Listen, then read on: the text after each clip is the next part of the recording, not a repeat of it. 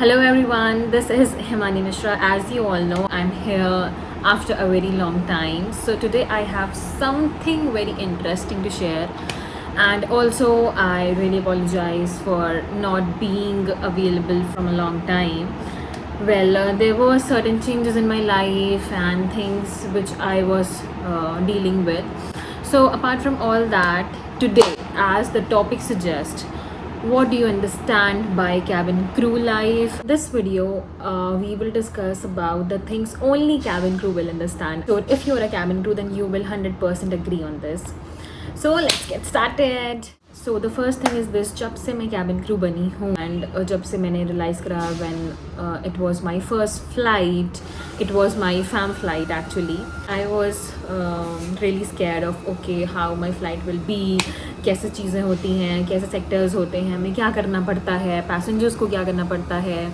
So I was really worried about all that, but I operated my first flight. I was really happy because आप fam flight में ऐसा होता है कि there are 4 crews and आप extra होते हो, so you watch कि वो कैसे काम कर रही हैं, कैसे चीज़ें कर रही हैं, you watch all these things and also एक लीड होती है, लीड क्रू जो आपको बताती हैं कि चीज़ें कैसे क्या होंगी. आपके फर्स्ट फ्लाइट में lead crew ask questions.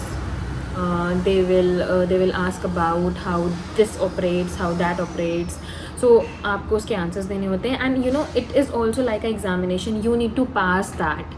Okay, you need to clear that questions also. अगर suppose if lead has asked 5 questions to you, so आपको उसमें से at least 3 आंसर्स तो करेक्ट देने ही हैं. अगर आप नहीं दे पाते हो correct answers, then you will not be able to clear that fam flight and आपकी सेकेंड फैम फ्लाइट होगी.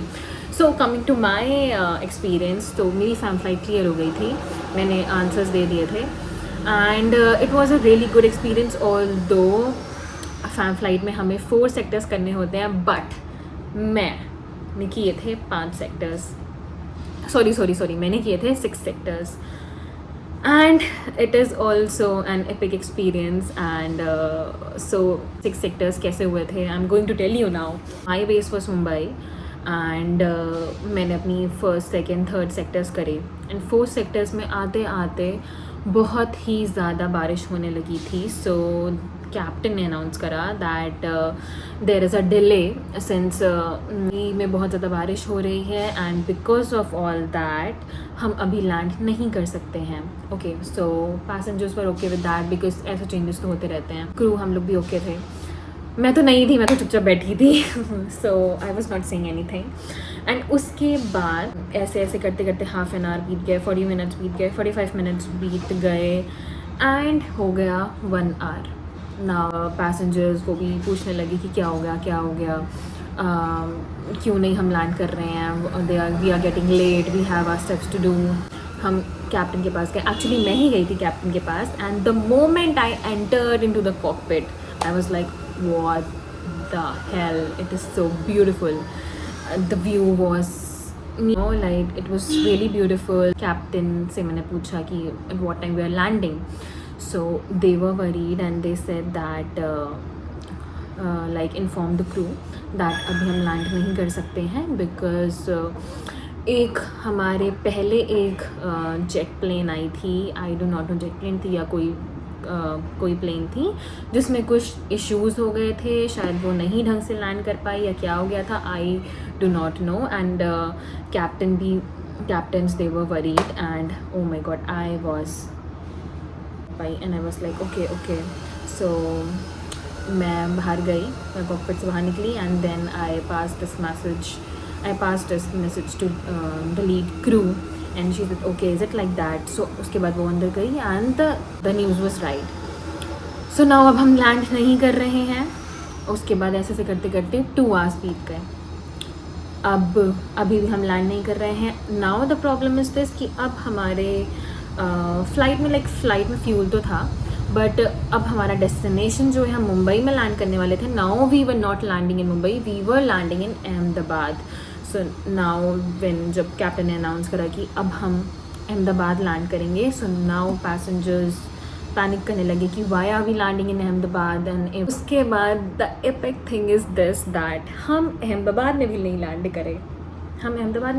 करे, नाउ आसमान में उड़ रहे हैं, हमें नहीं पता हम कहाँ पे लैंड करेंगे। एंड फिर थोड़ी देर बाद कैप्टन ही बाहर आए because it was too late and they said that Mumbai ने शट डाउन कर दिया है अपना लैंडिंग एरिया एंड अभी हम नहीं लैंड कर पाएंगे। एंड अहमदाबाद में भी सेम चीज़ है बिकॉज बहुत ज़्यादा बारिश हो रही है and there are some problem too, जो वो नहीं एक्सपोज कर रहे थे कि व्हाट इज़ द प्रॉब्लम, जो कि शायद ये थी कि कुछ इशू था, जेट प्लेन का कुछ इशू हुआ था, वो सही से नहीं लैंड करी या maybe there was some issue. वो passengers were saying, they were questioning कि ऐसा क्या हो गया एंड ऑल्सो वो भी चिड़चिड़े हो गए थे क्योंकि यू नो भूख भी लगी है उनको, ये भी है वो भी है। देन आफ्टर समहाउ कुछ टाइम बाद हम अहमदाबाद में लैंड हुए and the main thing is this, अब हम लैंड तो हो गए हैं, नाउ पैसेंजर्स को लग रहा है ओके अब गेट ओपन होगा, हम बाहर जाएंगे, at least we will get out of this plane, okay, but it was not like that. उनको हम बाहर नहीं आने दिए क्योंकि हम अहमदाबाद में लैंड तो कर गए थे बट हम वहाँ से बाहर नहीं आ सकते थे, पैसेंजर्स को हम बाहर नहीं निकाल सकते थे because Ahmedabad was not the base. Passengers के लिए स्नैक्स एंड ये सब चीज़ें ऑर्डर करा गया एंड उसमें एक पैसेंजर थी जो बहुत ज़्यादा पैनिक कर रही थी, एक्चुअली वो थोड़ी ओल्ड थी, so I handled her and it was my first time. She was saying that कि ये क्या तरीका है, आप हमें ये दे रहे हो, ऐसे कर रहे हो, this is not done. So I said that यहाँ पे कुछ प्रॉब्लम हो गई है, please cooperate with us, there is some problems, I know that problem होती है, I can totally understand, but ऐसे करके मैंने उन्हें समझाया बट वो फिर भी पैनिक कर रही थी। फिर 3-4 और लोगों ने समझाया तो उन्हें थोड़ा सा हम फ़्लाइट के बाहर ले गए फॉर 5 मिनट्स एंड देन हम उन्हें अंदर ले आए। सो उसके बाद हम after I think after 1 hour हम वहाँ से टेक ऑफ करें, हम मुंबई लैंड करें। So this was my first experience of fam flight. I think ये कुछ ज़्यादा ही बड़ा एक्सपीरियंस हो गया था कि पहली ही फ़्लाइट में मैंने इतना सब कुछ सीख लिया, इतना सब कुछ एक्सपीरियंस कर लिया कि डिले होती है तो कैसे मैनेज करना है, ये सब चीज़ें हैं। एंड जो ऑलरेडी क्रू हैं जो ये वीडियो देख रही हैं, आई एम श्योर दैट आपके साथ भी ऐसे इंसिडेंट्स हुए होंगे and I know, I totally understand that बहुत सारी चीज़ें मैनेज करनी पड़ती हैं। Job looks glamorous from outside but inside there is so much of responsibility and it's more than just a job. I can surely say that. Things which I learned from my from my first flight was that कि patience बहुत ज़्यादा होना चाहिए and passengers कुछ भी बोल रहा है, कुछ भी चीज़ें कर रहा है, हमें उसे हैंडल करना है। Like you know it's not like we are talking to a friend और we are talking to somebody, it's like अगर वो कुछ गलत भी बोल रहा है बट हमें उस पर रिएक्ट नहीं करना है, हमें उनको पोलाइटली ही आंसर करना है। We can not behave rude with them, although कि हमें अंदर उनसे भी ज़्यादा गुस्सा आ रहा हो, हम शायद नहीं स्माइल करना चाह रहे हो, but it's not like that. हमें सामने से स्माइल करके हमें उन्हें हॉस्पिटैलिटी अच्छे से देनी ही है। This is what the job of a cabin crew. या this is something which I will remember for life time. It was an experience I can say, but whatever it is, it was good. And apart from that, this was all about today's video and thank you so much for watching this video. I think कि आपको मज़ा आया होगा experience मेरा सुनने में and भी बहुत सारी चीज़ें सुनने में। ऐसे ही मैं वीडियो शेयर करती रहूँगी, so do let me know आप किस टाइप के वीडियोस चाहते हो मेरे से। कमेंट सेक्शन में आप उसे कमेंट डाउन करना। या this is Himani signing off.